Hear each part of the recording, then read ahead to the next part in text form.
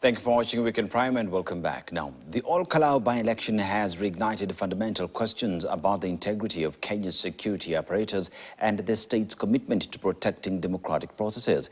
Images and videos that emerged during the exercise have fueled allegations of intimidation, the presence of masked individuals, and claims that some public officials or politically connected individuals may have been in close proximity to events now attracting public scrutiny.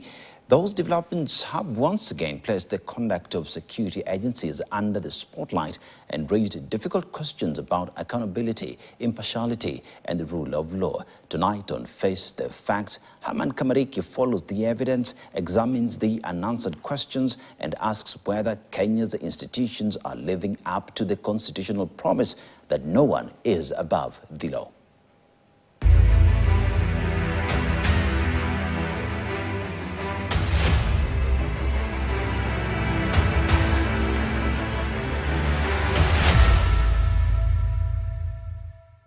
Welcome to Face the Facts, the Ol Kalou edition.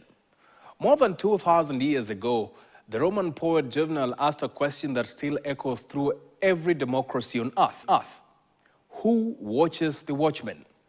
In Kenya today, perhaps, no question is more urgent, because history teaches us one painful lesson.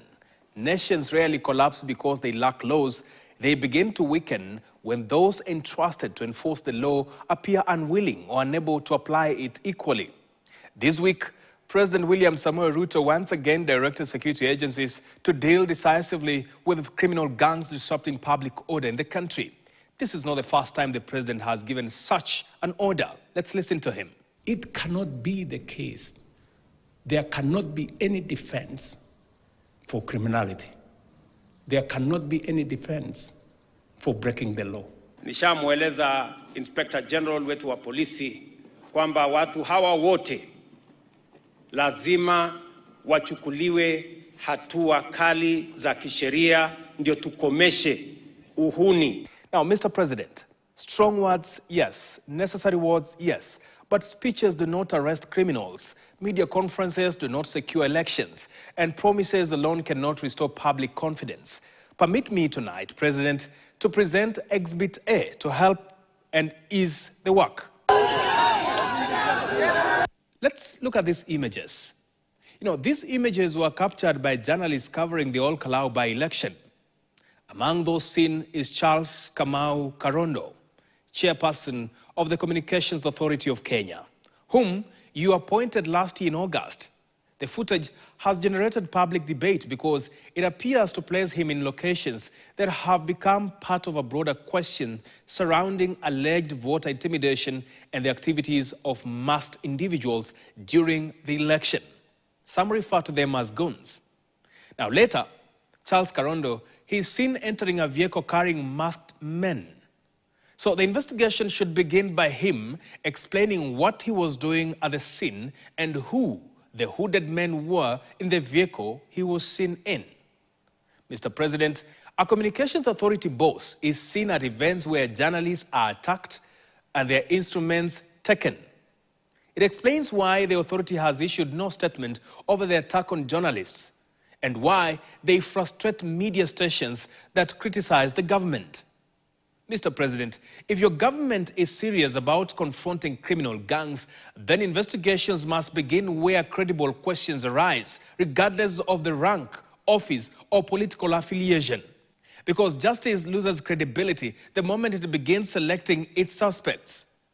Now, Mr. President, permit me to present Exhibit B. Now, look at these vehicles.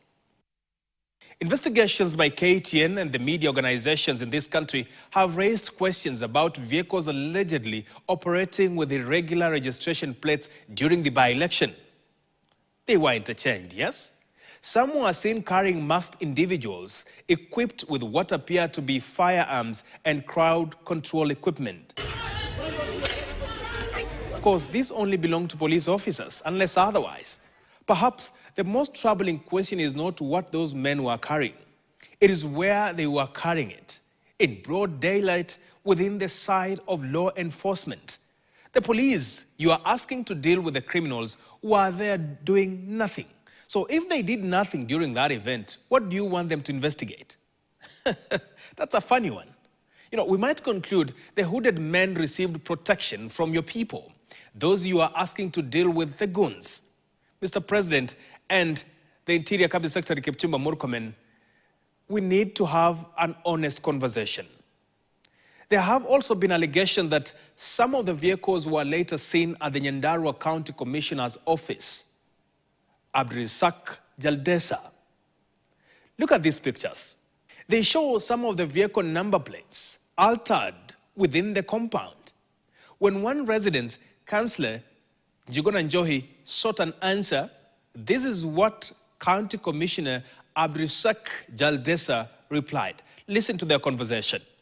Gari imefanya nini? Takataka, gari imefanya nini? KCN is my vehicle, so what? Hizo magari ndizo imefanya nini? Sasa ngoja nikueleze. Gari zangu haziwezi kuja kwa ofisi. Sijasema zako, hizo zingine za black. I will deal with you. We record, I will deal with you. Mjinga sana wewe. Sasa mzee, if you think that you can become an MP ama whatever by doing that, wewe ni mjinga sana. You are a psycho. His response leaves important questions unresolved. And then there is another issue. One of the vehicles seen during the operation is said to have links to Kiambaa Member of Parliament Njuguna Wanjiku. At one point, he agreed that it was his vehicle. The vehicle had some of the men in hoods operating from it. So which other investigation are we waiting for? Has he been questioned? Who was using that vehicle? For what purpose? And what have investigators established so far? So before the presser, Mr. President, let the Interior Ministry do their job. There is a phrase Kenyans have heard repeatedly, and we are almost getting tired of it. Investigations are ongoing. Albert Ojwang, investigations are ongoing. At one point, he hit his head on the wall, but investigations are ongoing. Godfrey Osotsi in Vihiga, investigations are ongoing. Kisumu church attack, investigations are ongoing. Even these boys who are carrying weapons, Mr. Murkomen, investigations are ongoing. Murkomen and the team are still investigating. Up to when? If you want to understand why many Kenyans have become skeptical of official statements from security agencies, consider the public debate that followed the death of Albert Ojwang. Initial police accounts, Mushiri Nyaga, the police spokesperson, said the teacher hit his head on the cell walls and the police tried to help by taking him to hospital. Then later, we are all seeing what is happening. Even some footage was deleted at Central Police Station, according to courts this week. Now we see what is happening in courts. But those who lied, Mr. President, the people who lied to Kenyans are still in office. You still want Kenya and Kenyans to believe they will fight criminals or they'll stick to your order with all that cover-up, sir? Public trust cannot be demanded, it must be earned. And finally, let's have a conversation, my president. You recently appointed Charles Owino as the government spokesperson. Congratulations. Let's listen to what he said after the shooting of a young man reportedly selling face masks in Nairobi. Listen to what the new spokesperson said. The boy, if you listen to that clip closely, you'll hear that boy abusing the police. But you see, that is not something that should make you... You are an officer. You must have restraint. And shot him with a rubber bullet. If this is how he spoke, you still expect us to trust him moving forward. George Orwell once wrote and said, in a time of deceit, telling the truth is a revolutionary act. That is first the facts. Greetings to the people of the Abamavacho clan from Nyamaiya Ward, Nyamira County. And what I know is this, as Herman Kamariki, facts do not fear power. Power fears facts.